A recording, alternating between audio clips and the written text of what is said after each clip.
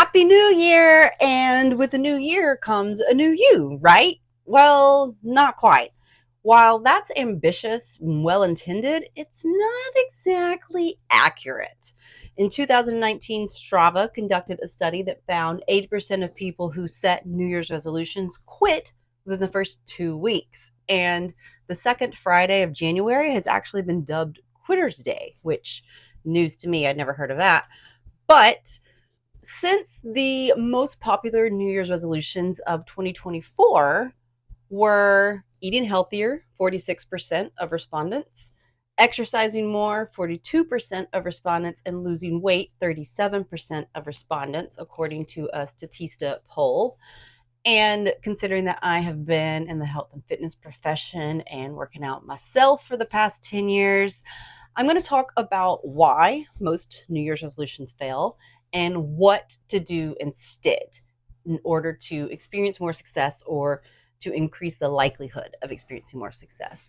Because as much as we would love to go to sleep and wake up a brand new person, we don't. And so, without further ado, let's go ahead and talk first about why most New Year's resolutions fail. So, I've got some things listed out here and we're just going to run through the list. But for the first one, I want to give a bit of a disclaimer here, and that is that I am not a brain scientist. I am not like a PhD in anything neuro in anything, but I have read a lot of books. And so I want to talk a bit about behavior change.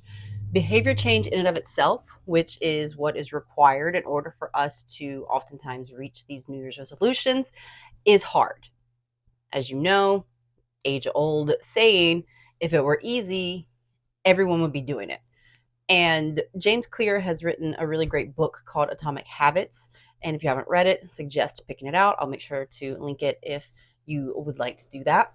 But what happens in your brain whenever we are trying to do anything new is your brain, which was built to ensure our survival from an evolutionary perspective. So, our brain is going to look for patterns. And what often happens is that we don't go to what is necessarily best for us, we go to what is the most familiar. This is why people stay in toxic relationships.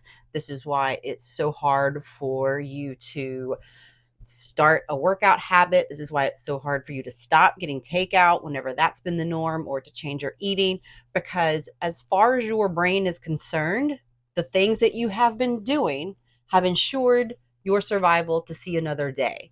And so it's really hard to convince your brain otherwise and to start these new habits and these new resolutions and these new things, because your brain's like, yeah, but like this other thing, like that's worked before, so why change it? And the more you have done that thing, the longer you have done it as well, the harder it is going to be for you to flip the script and start doing something new, because that's going to be to your brain more evidence that's saying, nay, like this other thing works. Why would we do that? Sitting on the couch keeps us safe. We've been living 40 years doing that. Why would we go to the gym all of a sudden? So you see what I'm saying? Like, it's not just that the motivation's running out, it's that it's hard. So I want to put that out there as well, or to start. The next reason that I want to bring up as to why New Year's resolutions fail is because those goals that we set are unrealistic. So we love a lot of enthusiasm, we love a big goal, and at the same time, your baseline might not be prepared to take you there quite yet. Like the gap is too big. You can't just hop over and successfully make it to the other side. Like, we need to take time and like build a bridge, right? So unrealistic goals is another thing. We'll talk more about all of this later whenever we dive into the things to do in order to succeed. But still on the things that are reasons why they fail. Lack of planning is another. Without a clear roadmap, it is oftentimes really hard to actually do the things that you need to do in order to reach the goal, which may be unrealistic, which is also setting you up for failure, which also, like I said, behavior change is hard. So all these things like are relating back to each other. You are not tracking your progress sufficiently is another reason. It's hard to know if you're actually making progress, if you aren't actually tracking the progress. There are also external factors. When life, is lifing, it's oftentimes difficult for us to then say, oh, okay, well, I had this, plan ready to go to the gym after work, but a meeting ran late. And so I didn't get off. And like now my kid has, you know, a runny nose. And so I need to take them to the doctor or like care for them or whatever. So, these curveballs really can get in the way. And the last reason that I want to bring up for why New Year's resolutions often fail is because of perfectionism paralysis.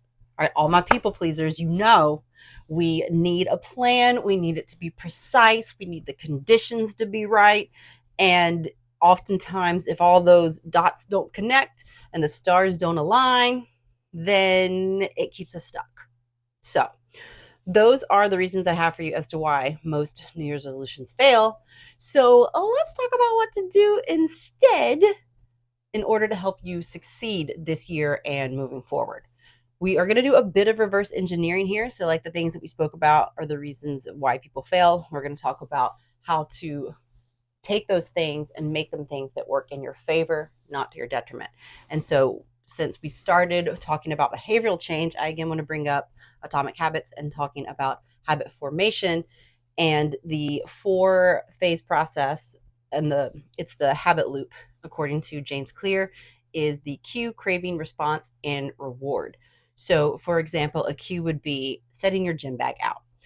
The craving behind that, okay, what does that do? Well, the craving is you want to lose weight. You want to go to the gym more, right?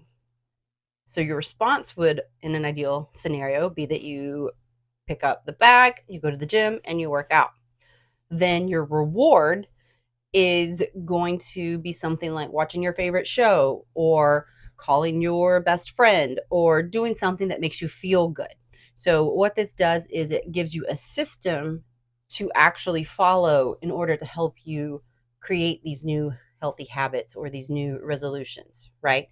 And whenever you are giving yourself, a reminder, the cue, reminding yourself about the craving, like why you want to do the thing, knowing what your response is going to be, going to the gym, and then rewarding yourself, you are making that a positive experience. So then the next time it's time to go to the gym, your brain is going to be like, oh yeah, remember, like it was so simple. We had a streamlined, procedure that we followed, and we got that sweet reward as a result of doing it. So you're going to start to create a positive relationship with that new habit.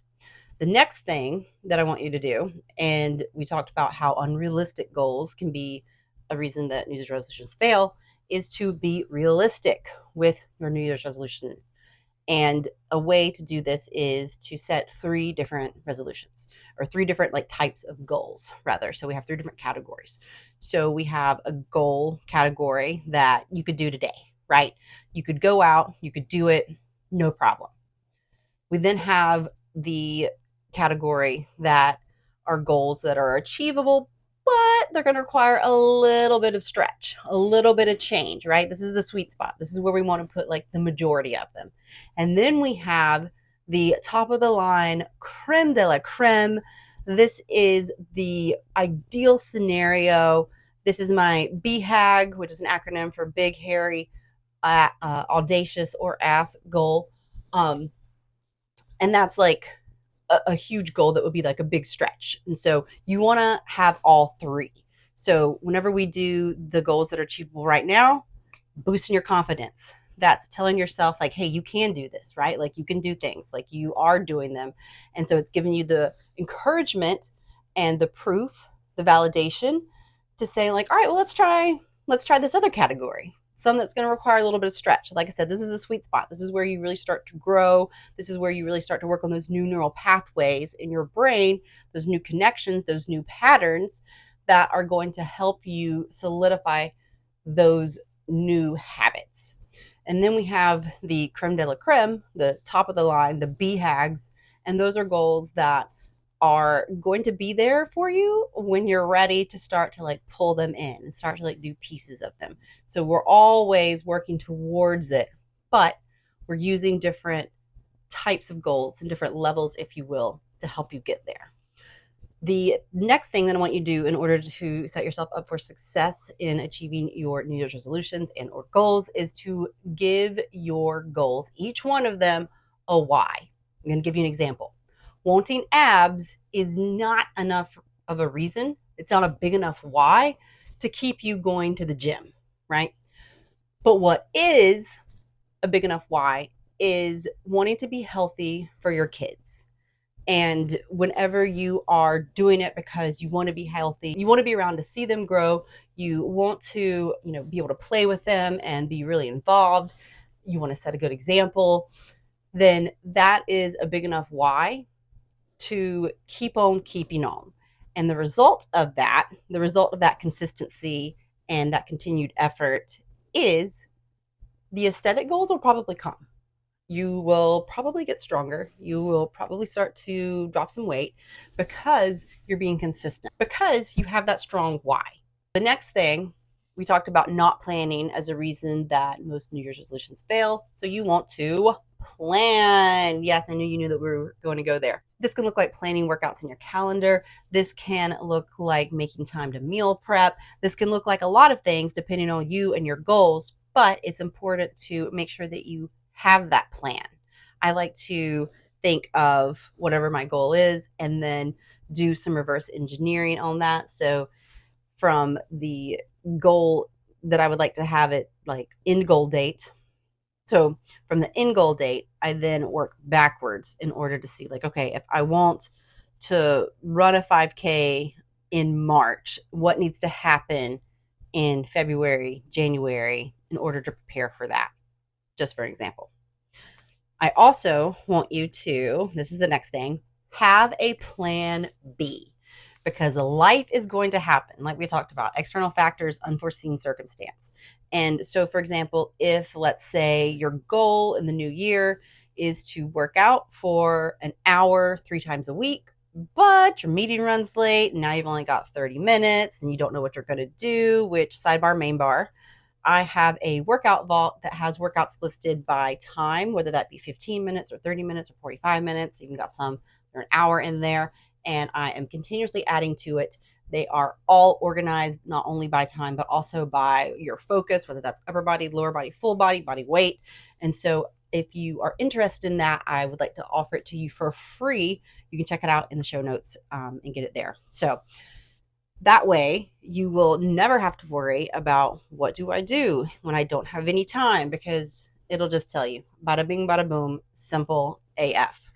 And so, as you were doing your planning, another thing that I want you to do, getting back on the road there with having a plan B, is to think about what obstacles might come up as you are moving through your life. And then I want you to come up with solutions for those obstacles. Example, if your goal is the workout for an hour 3 times a week goal, but you know that work might happen, traffic might happen, children might happen, then what is going to be your plan B in those instances to make sure that you still get your workout in? It can be my workout vault, just sidebar, main bar. Again, link in the show notes for that. The next thing I want you to do in order to ensure your success for your goals in 2025 and anytime, we've got 2 more things, is to just act.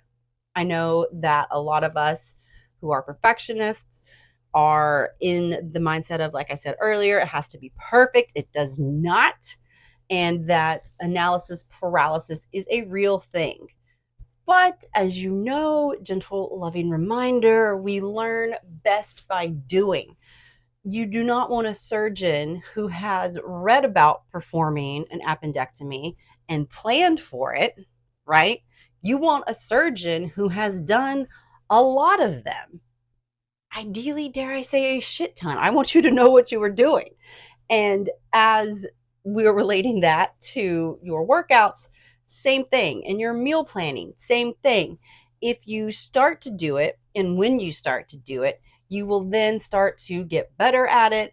You will start to learn little tricks. You will learn what works for you, what doesn't, how to make adjustments. You'll get in the habit of it. You'll start to make new neural pathways, and you'll just make it happen before you know it. So just act. The next thing that I want to say, and this is the last thing, is start small. Set yourself up for success, not failure. Again, we want to give ourselves those wins to remind ourselves and show ourselves and boost our confidence by saying, hey, you can do this. You did do this. What else is possible? And so, in those instances, it's way better to start smaller than larger. So, let's say that your goal is an hour a day, 3 days a week. Well, what if we made that an hour a day, 2 days a week? If you hit the 3 day a week, awesome, but the goal's two. And if you approach it with that mentality, then you are setting yourself up for a doable win, right? Like the 2 days a week. And then a 3 day would be like maybe the stretch. So you're supporting yourself in that way. And then you're doing yourself a favor in helping you to actually make it happen. So, in conclusion, a few things that I want to share is that you are the same person today as you were yesterday. And spoiler alert, you're going to be the same person tomorrow. The big transformative changes that you want to happen in the little daily actions that you take. Change isn't some light switch that you can just turn on and off when you would like. It's more like water erosion on a rock. It's slow, which serves us because once it happens, it sticks oftentimes, but it's going to take some time. And that is the part that most of us struggle with when we are in this age of instant gratification, where we have things that you can order, like same day delivery, and all these other modern conveniences that have conditioned us to like expect things to happen in an instant, which is again another part of why behavioral change is so hard. So, as we close out this episode, I want you to remember three things. Number one, change is hard, and it's not your fault that you haven't been successful in the past. It's just your brain doing its job. Number two, while change is hard, it is possible. Just remember the strategies that I shared in this episode and apply them. Remember, you got to take that action. And I want to add this as well. It does not have to be all of them. It can be just one. So pick the one that is the most doable to you, try it out, see how it works, and then maybe add another one. Once that becomes second nature, then maybe add another one. Like, see what I'm saying? And maybe you don't even need to add all of them. Maybe if you just pick one or two, like that would be all you need. But try them out and remember to not try to do too much at once, right? We can't go from 0 to 100. We have to first go from 0 to 1, from 1 to 2, from 2 to 3, et cetera, et cetera. And the last thing that I want to share with you is to stay consistent and to be patient with yourself. Like I said, change is hard, but it is possible, and you can do this. That is all I have for you for today. I hope that you enjoyed this episode. If you did, please do let me know. And lastly, I did want to share that I just announced yesterday to my email list and to social media that I am running a super special experience. It's going to be 2 weeks long, where if you send me your last meal delivery, minimum of $20, then you will be eligible to be selected for 2 weeks of coaching with me, one-on-one, including training program and also one-on-one support and Telegram for that price. I will link the details to that in the show notes below. I do hope to hear from you, so please do enter, and I will see you on the next one.